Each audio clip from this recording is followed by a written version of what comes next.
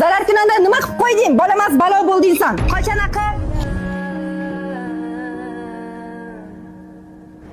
Yosh bola-ku, yosh bolaga ham shunaqa muomala qiladimi? Yaxshi ham begona emas, akangiz qizlari. Bayada u amma unutdilar. Bo'ldi qizim, yig'lamang.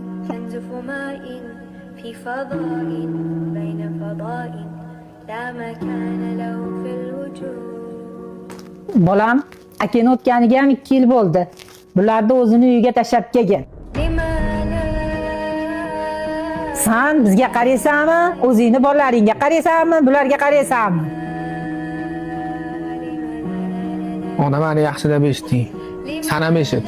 Musulmonlarning uylari ichida eng yaxshisi yetimga yaxshilik qilinadigan uydir. Musulmonlar uyining eng yomoni esa yetimga zulm qilinadigan uydir.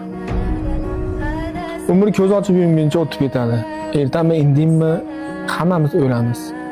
Menda jannat kalitlari turganda nimaga bularni tashlab kelishim kerak? Abu Dardo radhiyallohu anhu aytadilar: ikki narsadan ehtiyot bo'linglar. Birinchisi yetimning ko'z yoshidan. Yetim kechasi uxlamaydi. U otani sog'inchi, onani sog'inchi bilan uxlamaydi yetim. Bular kechasida Allohga nola qiladi.